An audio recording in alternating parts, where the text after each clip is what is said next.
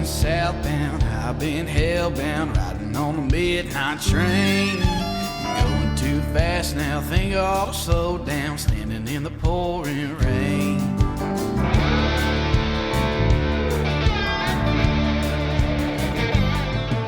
All right, guys, we're back with another episode of the One Hell of a Life Outdoor Podcast, and you're in for a treat, as always, every time we got Mr. Kade Weatherford on the podcast. And we're going to recap, opening weekend and the video we did called The Tradition, but we're also going to catch up with Kade on how duck season's been going to this point and kind of what he thinks, how it's going to look going forward. And, Kade, thank you for coming on tonight, man. We're excited to catch up with you. Absolutely. No, man, I think it's going to be a great thing. All of us as just hunters in general, I guess, depending on whatever you pursue, is, one thing that we tried to do with that video was to show y'all, what does a tradition look like? We want you to be able to relate to that. And we think that that's one of the things that, sometimes goes by the wayside with just, everybody wants to see videos of ducks getting shot and that kind of thing, but at the end of the day, why do we do it as much as we do it? And so much of it has to do just with the tradition of hunting, and it's became a huge tradition to us, while it's still in its baby infancy as far as how old I am, it's a tradition that, like me looking into it as a 52-year-old guy watching these young folks get into this, especially like Tristan and Kade, they're only, a month apart in age. And seeing that, to me, is the tradition that's going to be here when I'm no longer here is something that's where it really impacts. And we've all got that something, or we're yearning to have that. Well, and not getting too deep on that topic, but I think growing up, just thinking about, to me, it's always been so cool to go back and hunt Illinois for deer, like that spot. That's a tradition. That's the tradition, but I never got to live like the tradition you talk about. I just kind of get to see it through you and like the people that talk about it. Was never there in the heyday, but it's almost like this thing we got going on with Kade at Delta Thunder is you guys are creating it. Not just you, Kade, Mr. Glenn, everybody, the hunters that come in that we meet or whatever. It's just kind of like this is like, Well, and I think it's also a big,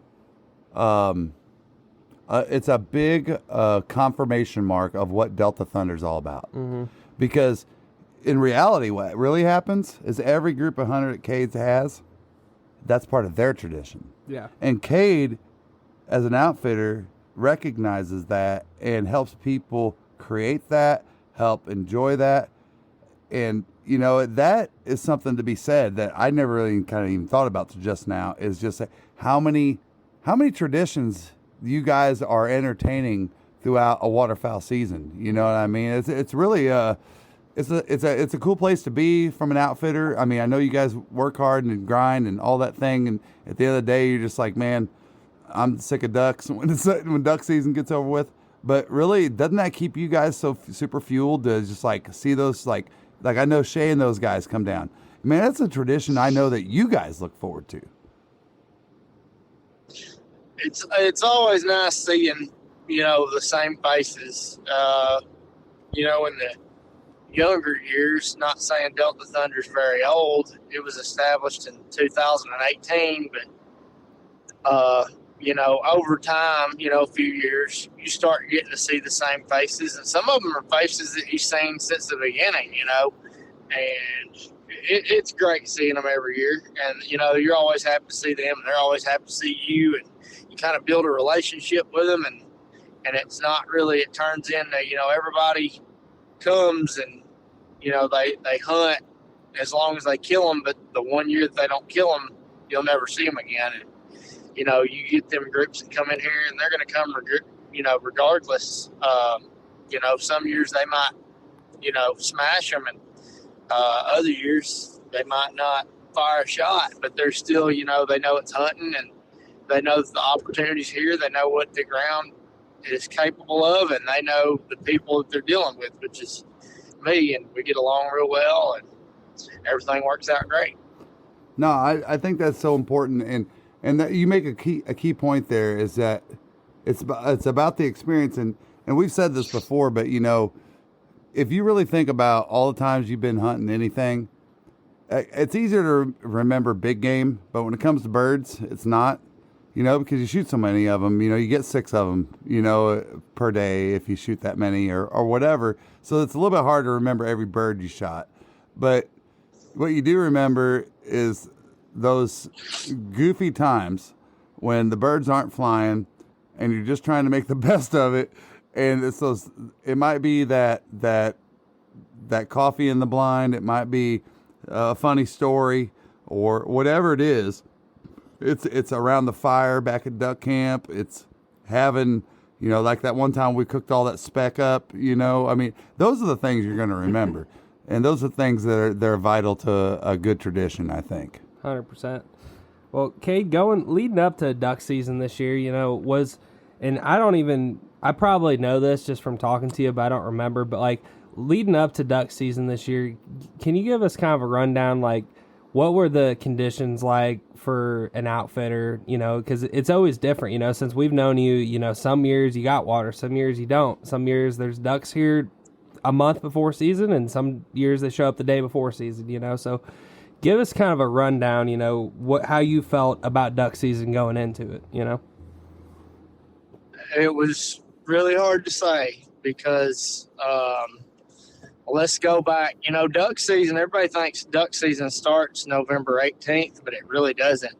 Mm-hmm. It starts, you know, realistically, it starts in August.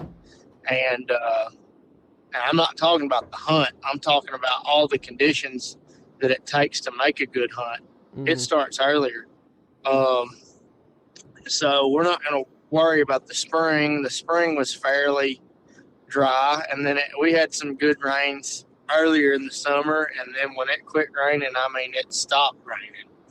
And you go back, you know, to August, it was hot, dry, very dry.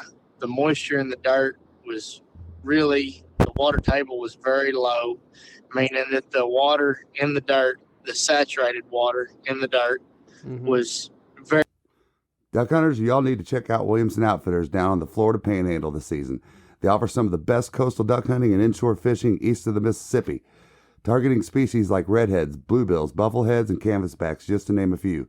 From the cast and blast packages for those who love to fish and hunt, to adrenaline-pumping layout boat hunts that get you up close and personal, Williamson Outfitters has it all. And when the day's done, unwind in comfort at one of the 2 amazing lodges designed to make you feel right at home after a successful day out on the water. Mention the One Hell of a Life podcast when booking and get 10% off your booking. Spots are filling up fast, so call or text Captain Chris today at 850-251-8650 or visit www.floridaducks.com. Very deep. And to have a good flood on your duck hunting stuff, you need the ground saturated. It has to be saturated in order for it to hold the water on top of the dirt.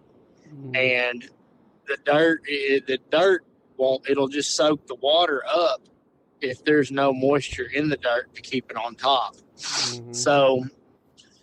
So we go back to August. It was hot and dry, and then I wasn't even going to do teal hunts. And then right before teal season, we got a couple of rains, and not big rains, but small rains. And then we got that hurricane. We had one hurricane come through right before teal season, and we got some water out of it. I had one field that I plugged up early because I got the rice out of it very early.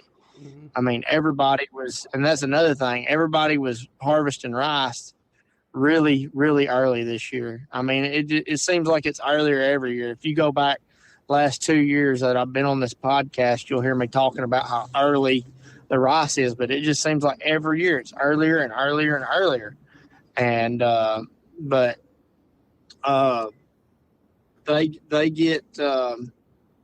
they got out there and, you know, we stopped the pipes up and we caught one rain on one field and we shot a bunch of teal on it. And we got another rain from another hurricane during the teal season right at the end. and it kind of messed the teal hunting up. It put water in a lot of places, and they had a lot of places to go, but they kind of disappeared in the last couple of days. We were killing some, but nothing, no barn burners or anything like that, but that's okay. Mm-hmm. I'd rather have too much water than not enough any day. And I just remember one of my friends was hunting with me, and the duck pit was starting to get water in the duck pit. It was coming out of the field and seeping over the side into the pit, just trickling really slowly. And he said, "Are you going to let any of this water out?" And I said, "Absolutely not." I said, "Because if it doesn't rain in October and it doesn't rain in November," I said, "that it'll soak up, it'll evaporate a lot of water." Right. And he was like, "Oh, okay. All right." So, yeah. So they, it went on and everything like that. And sure enough, it has not rained. It has not rained at all.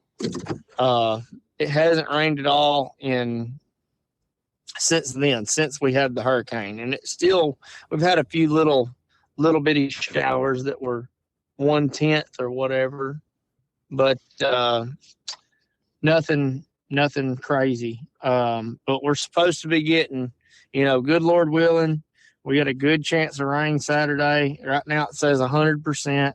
Now I've seen 100% change. But good Lord willing, we'll get some rain this weekend, and that'll soak that topsoil. I'm hoping it's a real slow rain. Mm-hmm. It said today that it's possible we could get an inch. So if we got an inch of rain, a lot of people think, man, I want 4 or 5 inches of rain. It doesn't really necessarily work that way. If we got a real slow all day, just a soaking rain is what I call it, or it just rains constantly all day and it soaks the ground and gets it real muddy, then we'll be able to hold that water real good, and our season will be good. There's a lot of birds around right now. Currently, there's a lot of birds around right now, and but they're figuring out where they're not getting shot, and they're feeding at night. The moon's full right now. This afternoon, I had a group of guys hunting. I don't know how many geese they had. They had a handful of geese and a couple of ducks, and they'd hunted all day. And I spoke to them or whatever, and they were like, "Yeah, we didn't see many ducks, but right there after shooting time, they come out of the woodworks." And when I pulled up there to pick them up, there were thousands of ducks. I mean, ducks everywhere, hitting every little puddle of water on the whole farm. Wow. And but they're going where they're safe during the day, and they're feeding at night. So there's nothing we can do about that. And we pumped all the water that we can. There's only so much that you can pump before you just making mud, and we're to that point where we can't pump no more. I shut one well off this evening, and I've got to shut another one off in the morning. I've got a goose hunt to guide in the morning. I got to shut another one off before I guide that goose hunt, and that's it. Man, yeah. Hopefully, like you said, when you go to water, and this is like a stupid analogy, but like when you go to water like plants, right? They tell you, you don't want to like dump a gallon of water on them, but it's really the same analogy. You kind of like want to water your grass or your plants for like, a half hour. And it's really the same analogy of what you're using, Kade, with like that not so much at one time, but like a smaller amount over all day allows that water to kind of really get a good soak. Yeah, get a good soak. And saturate, exactly, yeah.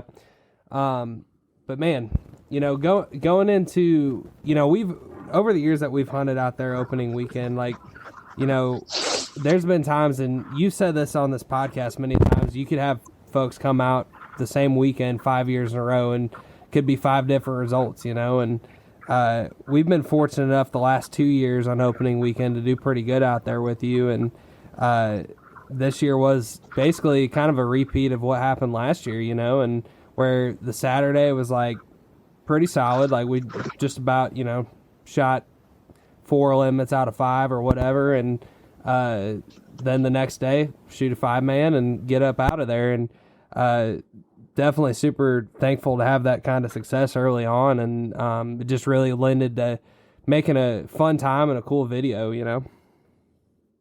Absolutely.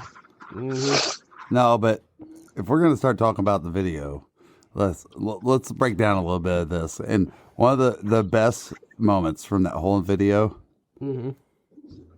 is good shot, Kade. Dude, that shit was so funny. Was the funniest shit ever. I mean, here he is, the guy that's going to call the shot, and there was no shot call. He was just ready to murder a duck, and he let him have it. Well, it was one of those that was like too. off the corner, right? I said, shoot him, shoot him, shoot him, shoot him. Boom. Good shot, Kade.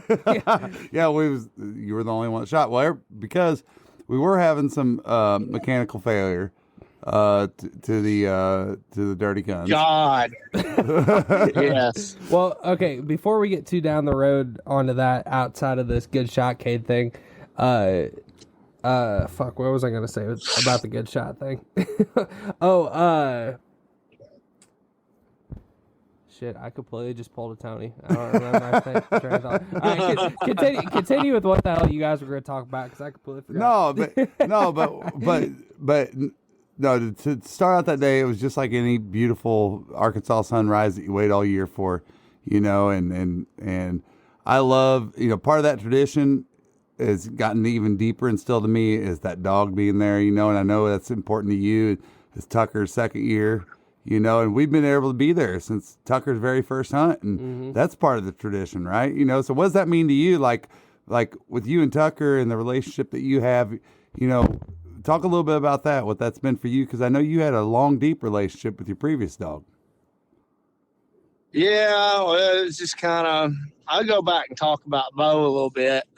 That'll explain it. So my granddaddy got me a dog. Well, he didn't really get me a dog. He got a dog because he thought he was going to go duck hunting a lot more. And he got this dog and duck hunted with it a couple times. And then my granddaddy, he's more of a deer hunter.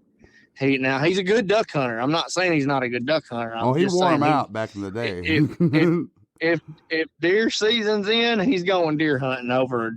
If he knows he could have a chance to see 3 deer, and it don't matter if they were doe or go shoot 3 ducks, he's 100% going deer hunting. I know people that are the other way around. They're like, well, I don't want to see 3 deer. I want to go shoot 3 ducks. And he's done. I'm kind of the same way. I've enjoyed seeing other people hunt ducks more than I do myself. I mean, don't get me wrong. I like hunting ducks, but I mean, I don't have to go. Like if I don't get to go, it don't hurt my feelings. I've been fortunate enough. I've killed enough ducks over my life that, it's been good. It's been real good. So, but yeah, they, I've been fortunate, but going back to Bo, because I'm getting off topic, I'm real good at doing that when I'm telling stuff I remember. But my granddad had a dog. His name was Bo. He was a big lab, yellow lab, just like Tucker. He was way bigger than Tucker, though. He was, straight up muscle.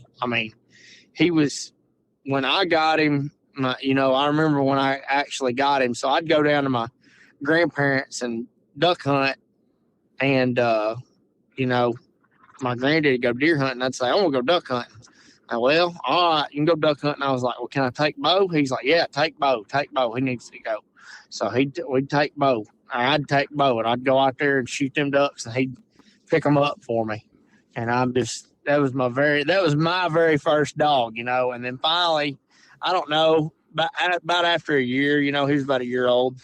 About after a year, he just finally asked me, he said, do you want to take Bo home? I said, well, I'll have to ask my mama. This is how long ago it was. I was probably, I don't know, I was probably 13 or so, something like that. And, but anyway, and I still living with my parents, obviously. And so I took Bo. I asked Mom, and my stepdad was all for it because, he was a big duck hunter and he was going to get a dog. And I was like, well, you can hunt with him, when I'm in school during the week, and, I'll take him or whatever. And he was like, yeah, that's fine. So I brought him home, and we took him, next season we took him duck hunting, and we did a lot of duck hunting. That's really when my, I guess, hardcore years started. I I duck hunted a lot, and I'd take him everywhere I went most of the time. If I thought the conditions were right, I didn't like to take a dog if I was going to somewhere where I was hunting over deep water. Like I used to go hunt some rivers and stuff like that where you had to get in a boat and go a long way. And I had a real bad experience. I'll talk about that on a different podcast, but with Bo actually, and that's part of why I was kind of skeptical about taking a dog and hunting any deep water. But so I hunted with Bo, and I guess it was 3 years ago. One of my real close friends, he passed away, and he'd hunted with Bo before, and then it was just like, he passed away in December, and then Bo passed away. It'd be 3 years ago in January, I guess. We got to see him right before that. Well, that's crazy because we were at New Year's at your house. Your mom's house. Yeah, so January 1st, and yeah, that's crazy. Yeah, and I remember he was there. Yeah, he wasn't doing good, I mean, he was old dog.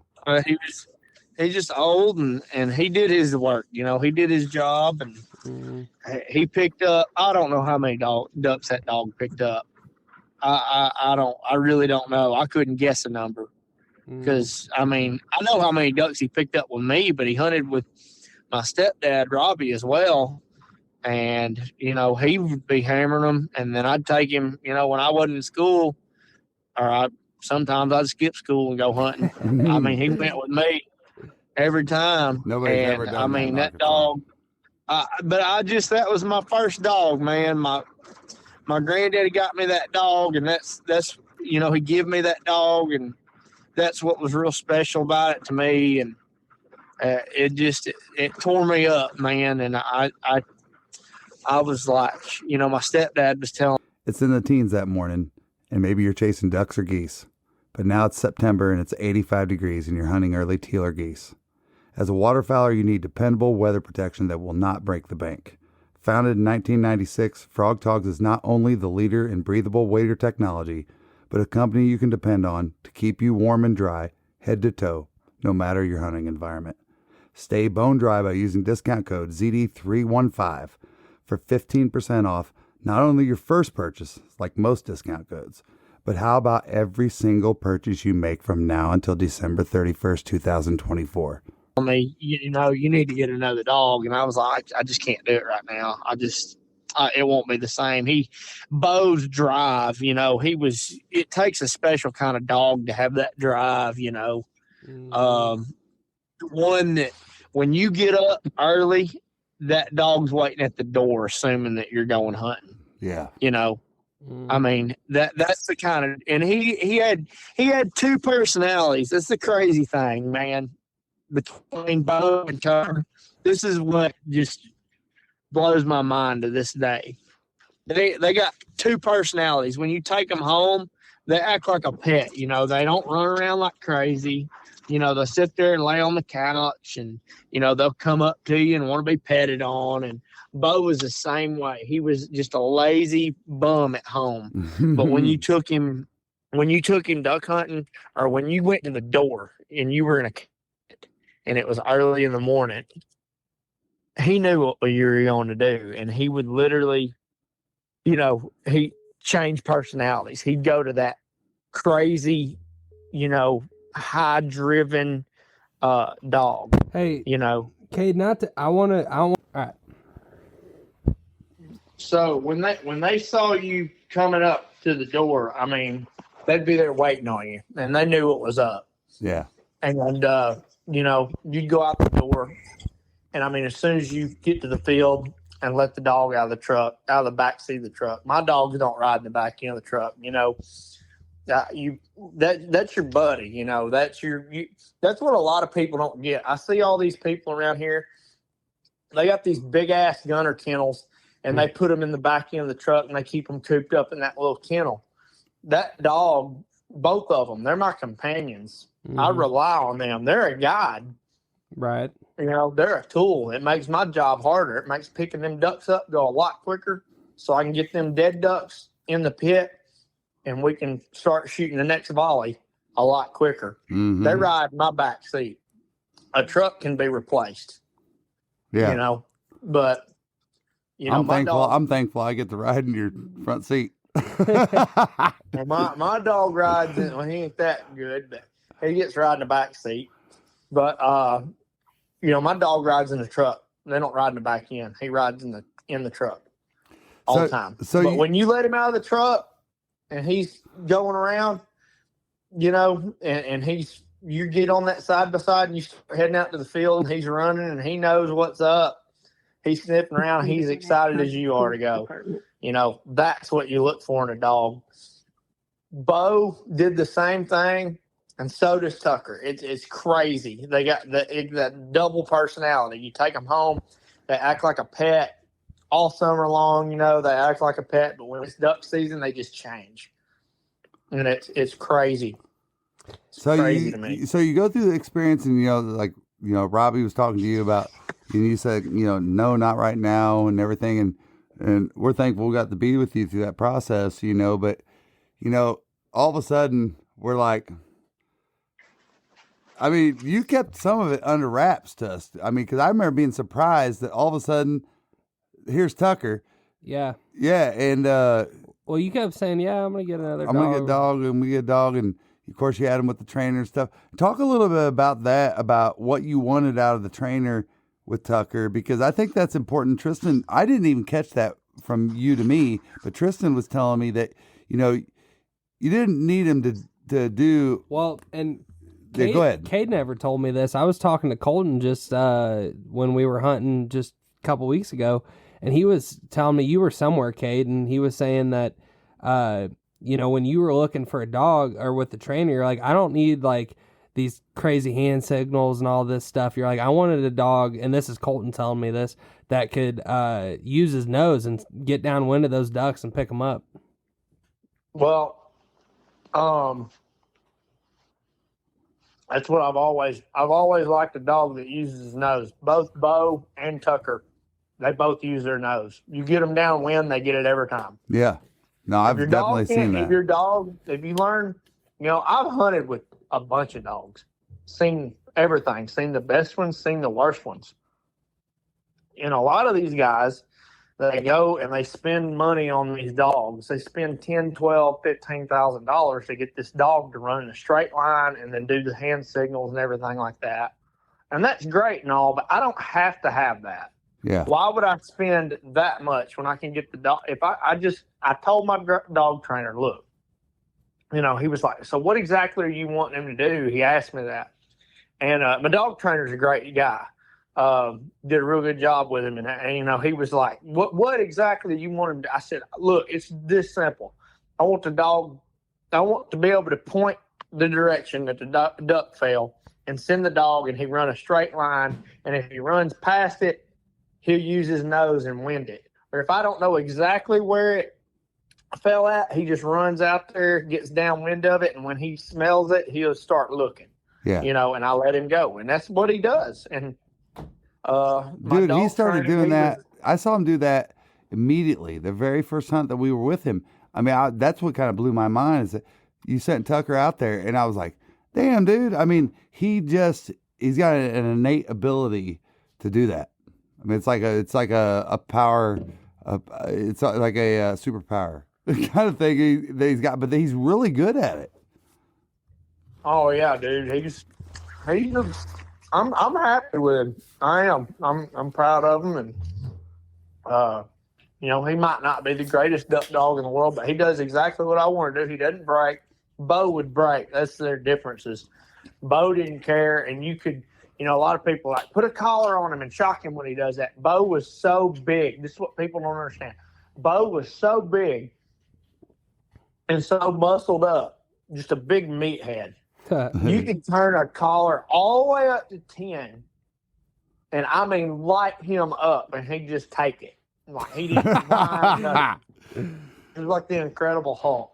I mean, it didn't affect him. He'd keep running. You'd be zapping him, and he wouldn't even.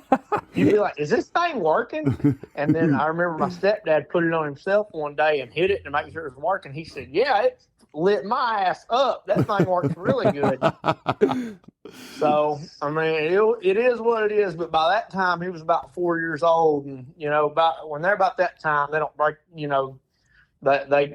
you can't really break. It's harder to break their habits, I believe. Some dog trainers will tell you different. But that's what I think. By the time they're about 4, you ain't gonna. What they know is what they're gonna do. Yeah. Well, no, 4 is probably like in human years. That's like probably 30, right? I mean, you're probably talking about a middle-aged dog. Yeah. Right. You're in your ways by that way. But no, I just think it's important to talk about. It's easy to forget that this tradition that we've established. Is so much about us, but it really, Tucker's right there. Mm-hmm. You know what I mean? And it's really cool that we get to be a part of that tradition, really from its infancy, to have him part of it, because he's going to be part of it for many blinds to come. Right. So and after that, watching that whole video called The Mantle about that torch Passover that Gunner put off, with Luke and them, and I just, to this date, like me and my wife, I watched that video with Tanya, and we both sat there crying, and this torch pass off. And I really thought about that with you, Kade, with the whole thing with Bo, and that we get to be part of this new era of what Tucker's going to be, and see those things that he does. And I mean, see him take a pee in the middle of a retrieve, and he just had to go, That's hilarious. Or the time when what was it? How many ducks did he have in his mouth? He had 2 or 3 of them. He was just being efficient. He brought back 2 mallards twice last year. He's just like, be a little bit more. I sent that to my dog trainer, and he was like, "Don't let him do that." And I was like, "Hell no, I'm gonna let him do that." Yeah, it's easier for him and me. We were hunting at it was like neck deep on him, so it wasn't like it was just easy for him to go get another one. Yeah.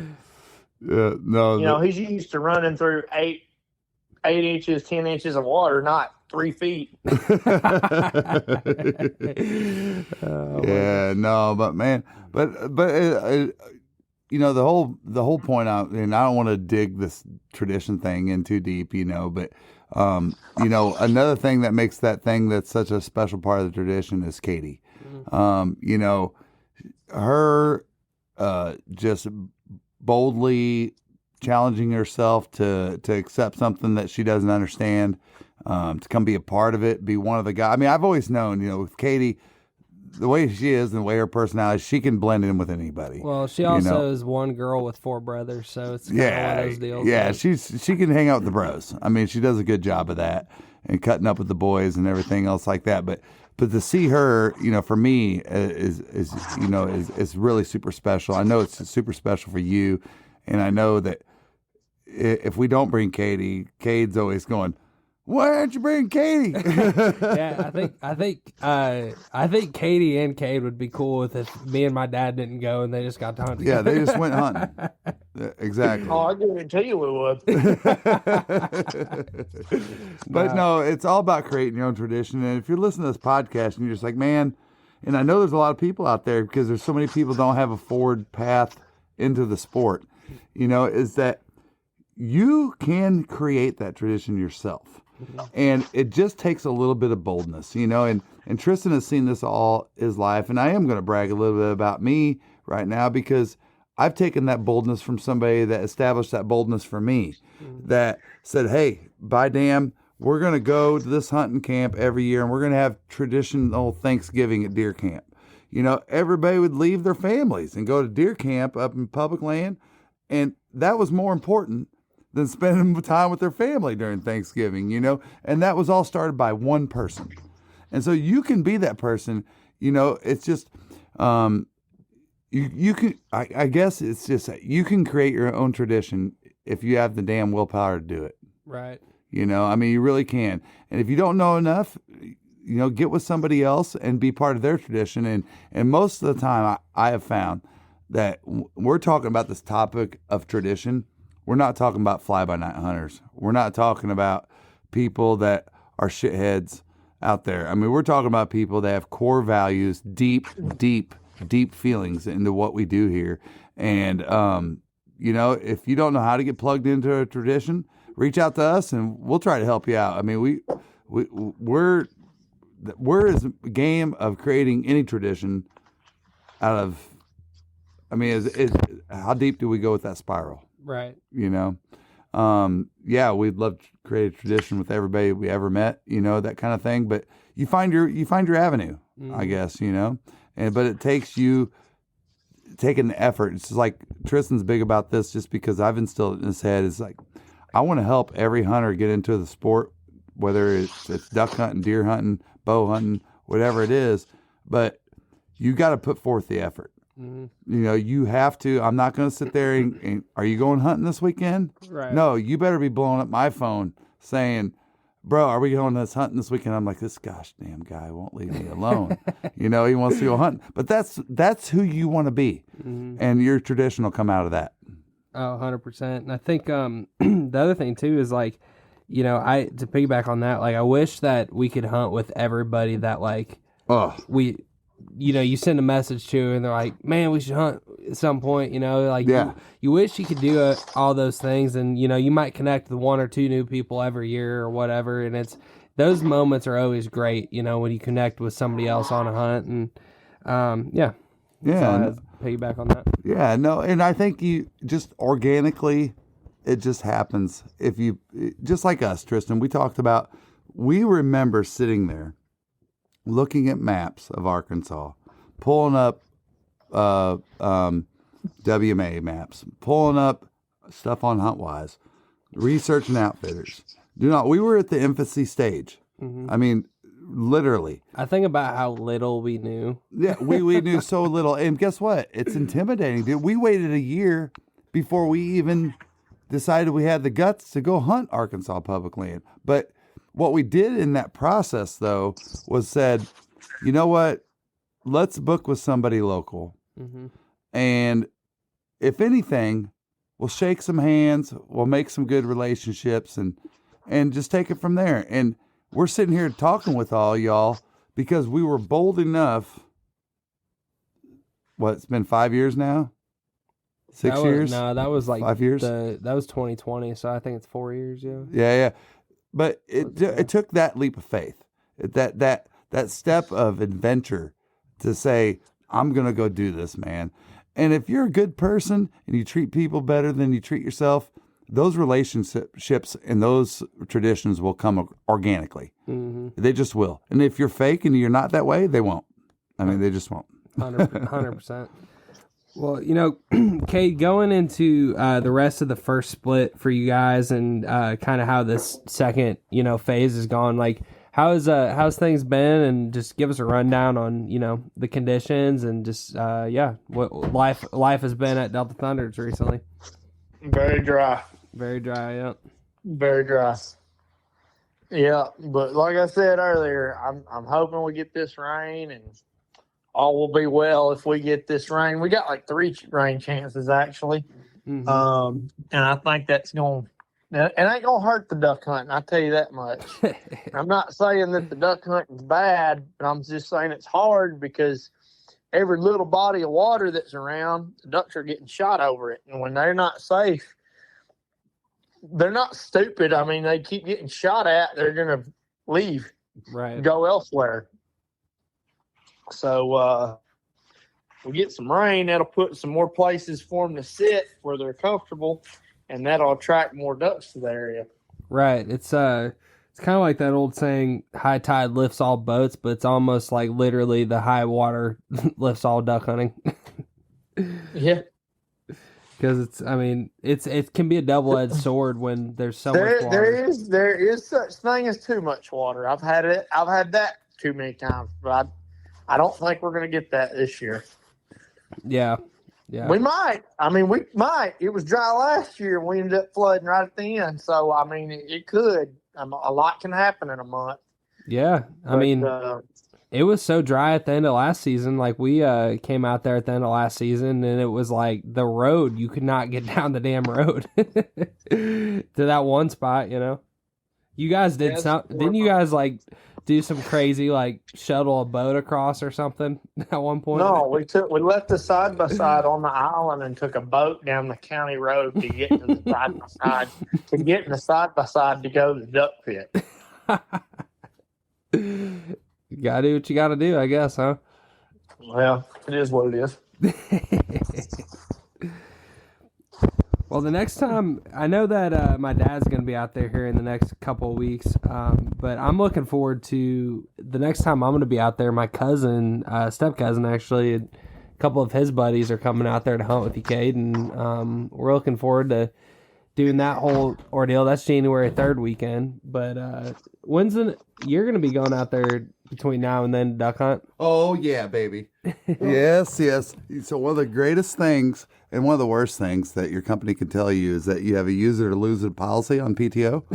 And my boss said, well, you got to use it. I said, well, I'm gone. And he goes, where you going duck hunting? I said, absolutely. So I got PTO coming up. I'm going to be taking off next Thursday. I'll be coming up there with you, Kade, and you'll be excited. And we're going to shoot him in the face, dude. And if we don't, we're going to go deer hunting. And I'm going to shoot that damn crossbow. There you go. There's a reason that the Indians lost. You know, on that note, because we're pretty freedom of speech that podcast, you know, I was watching a thing the other day. It came through on a reel and it said, how was this even possible? And it was showing a thing of the earth. And it was like how we're all supposed to love each other. And it was like the globe, and it's going around like around the earth. And dude, I couldn't believe it. It was going around to each country, and it went to China, and it showed a bunch. And I don't mean anything against anybody, so please take this with a grain of salt, because my whole family's from Germany. Okay, so you guys could hack on me all day long, but dude, it's going around the globe, and it's popping up like cartoon people, and it gets to China, and it's a bunch of people going ching chong ching ching ching, and then yes, dude, and I was like, oh my gosh, dude, if that was like born today, that's what the video is. It's like cartoons have changed a lot. Just like that. Have you ever seen the old duck hunting cartoon? Yeah, Yeah, it's like opening day, and it shows like everybody in the marsh. Yeah, everybody, like duck hunters are like squeezed next to each other as tight as possible, just letting them have it. Speaking about the deer stuff we were just talking about a minute ago, Kade, you probably had one of the best deer seasons you've had in recent memory, huh? During the whole Biden administration, yes, I've had the best deer season I've had. Yeah, you were blank during the whole. Son of a bitch took office. Yeah, you were blank the whole time during the Biden administration. I literally did. I did not kill I shot one buck in Alabama back in like January last year. But other than that, before then, I hadn't killed a deer, not a doe, buck, nothing. Didn't even hit one with my truck since 2019.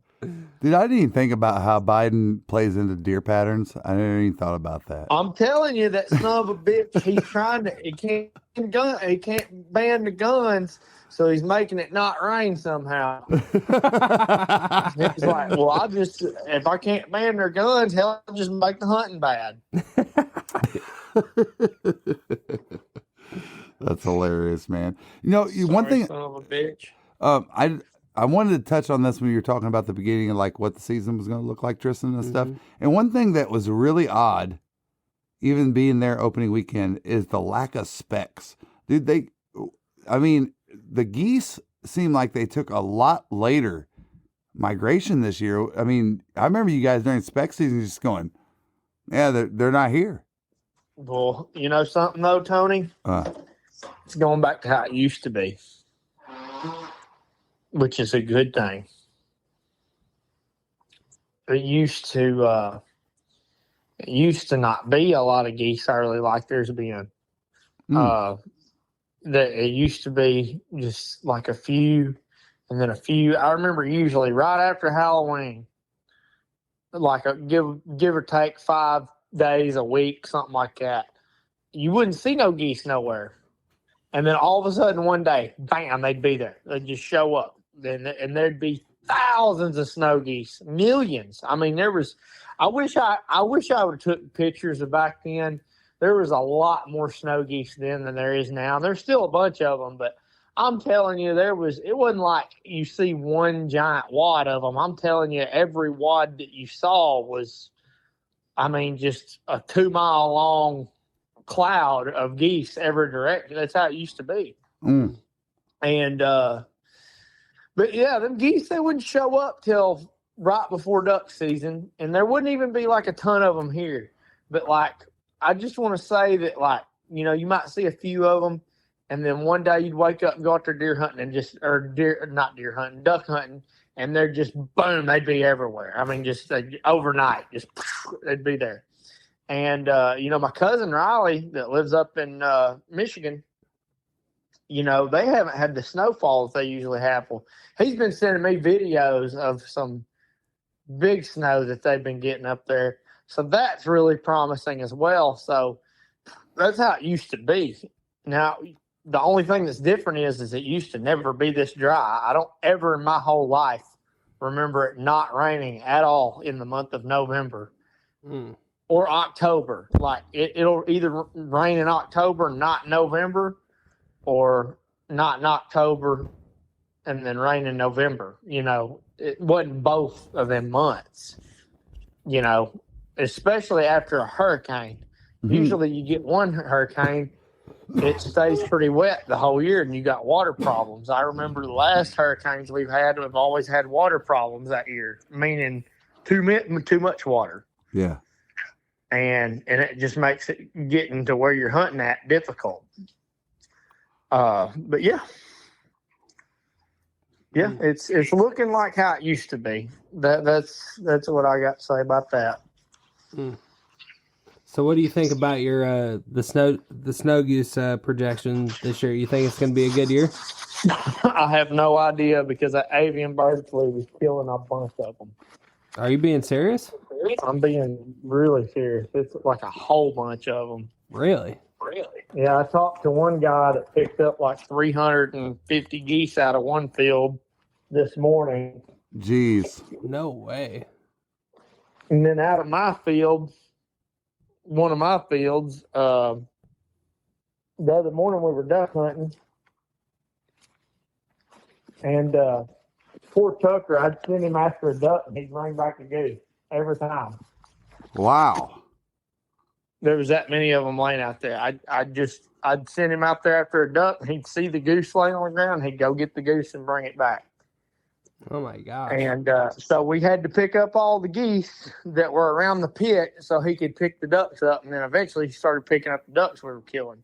But we had a pile. I think we picked up 18 just right around the pit right there. Are you kidding me? That's insane. No. Were they mostly juvies? All of them are juvies. That's the other thing. So we talked about that with Jen Ballard. She's the one from AGFC. Oh, yeah. Yeah, and they did say that higher strain of the avian flu typically affected the juveniles a lot. And the videos I've been seeing on social media have been all mostly juvies. Like there's that one that's went pretty viral. I don't know if you saw that juvie snow goose that's acting kind of goofy. Well, there was. I mean, it's acting all weird. I saw one spoonbill that I know had it. It would fly. It only fly about 3 foot, and then it just nosedive into the ground. Then it'd get up, and it was just acting drunk. And that was the day before season come in. That was Sunday. There was one out there. It was just acting goofy. It was a spoonbill hen. And then I did see one. I found a barred up speckle belly that was a mature speckle belly, you know, and it was dead. I'm assuming that it either died of that bird flu or it got shot or something. I don't know, but either way, that was the only mature goose I saw that was dead. It was a speckle belly goose, had bars on its belly. that was the only goose that I saw that was a mature goose. It was dead, and then a lot of the other ones we found, they were all mature, or not mature, but juvenile snow geese, and there was a bunch of them. And I mean, there's one laying in the parking lot across the road from the lodge in town. Really? I mean, Wow. they're just falling out of the sky. There's people putting stuff on Facebook around here. My mother-in-law's she does something up there at the Humane Society, and she sent me a picture the other day of a goose that this woman brought in. She said, "Is this a snow goose?" I said, "Yeah." "Did somebody bring it in?" And she said, "Yeah." I said, "Well, it's got avian bird flu. It's going to die." And sure enough, but there's people, them damn Democrats are taking all these sick geese up to the vet, and the vet's like, "They're dead. They're going to die." So he just puts them down. Right. And They're thinking, like, I know what they're thinking, because bless their heart, they love animals, and they're like, they're I thinking found they this can goose. rehabilitate them. I know. And Oh, then they can give bring it a up sex there, change, maybe. and then you bring it up there, and it's, that thing's toast, brother. I'm sorry. No, that's pretty wild. And because there's nothing you can do for them. No, But literally. that's another reason all these damn animal rights people. Do you want coffee that doesn't suck? Get the Duck. Dirty Duck coffee is made specifically for the waterfowl enthusiast. Enjoy flavors like Morning Wood, Dark Dynasty, Cinnamon Teal Snickerdoodle, and First Flight to unlock the flavor that you'll enjoy in the blind for years to come. Our friends at Dirty Duck Coffee Company are now offering all Zero Duck 30 followers a 15% discount when you use code ZeroDuck15 on your next order. That's why there's a why we conservation order on them, Absolutely. because they know that. And what did Brad just say about the transmission? It's oddly that there are poultry. Let me get this right. No, I mean, there was poultry tests done in Western Tennessee Mm-hmm. on a commercial poultry farm Mm-hmm. that had signs that were infected with the high. It's called a high. What do you call it? High Volume or high acting. I can't remember the term he used, but they found that in a poultry population in the same area where they had mallards that they tested that had the flu. Yeah. And they said, he goes, I mean, he didn't draw a conclusion, but he said, hey, that's something to think about, and they're looking further into it. But that's the whole concern that we've talked to any biologist about, is that transmission from wild to commercial. Well, he was saying kind of more big picture that, like, and I didn't even know this. He said that there's been cattle populations that have had avian that have been dead from avian bird flu. Yeah, and he said traditionally how the flu, like, big picture has happened has been like from a bird to a mammal to us. Yeah. And that's their concern, is like, could this cross over from a cattle population to humans at some point? But that's way down the rabbit hole. Well, and they've been working with of all places, was this tied into the St. Jude thing? Yeah. Yeah.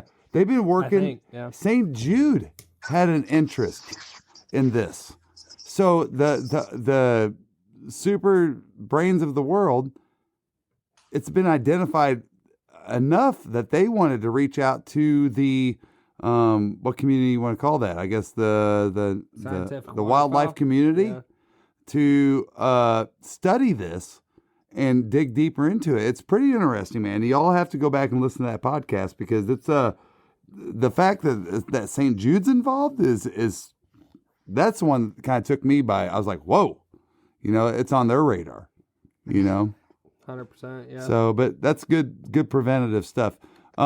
So moving forward into the duck season, I'm going to come out there. We're going to shoot them in the face, or we're not. And if we don't, that's quite fine. I'll make sure that I have plenty of bush lights and rides with Mr. Glenn. But no, where do we go from here? Well, just I mean, I'm not going to be out there again until January 3rd weekend with AC. But I'm sure the month of January we'll be out there a lot, and you'll obviously be out there before then, and it'll be what it'll be. We'll be out there duck hunting with Kade.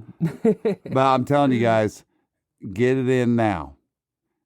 dude, this whole snow goose thing, once they give you the crack, you got to have it. Well, I got a little bit. Oh my God. I've got a little bit of the last 2 years. It hasn't been like what you and Kade talk. Well, we had some technical difficulties to end the podcast, so we apologize, but it got cut short. But Cade's books for snow goose are open, so make sure you get with Delta Thunder Outfitters if you're wanting to do a conservation snow goose hunt this year in Arkansas. I've been southbound, I've been hellbound, riding on the midnight train. Going too fast now, think I'll slow down, standing in the pouring rain.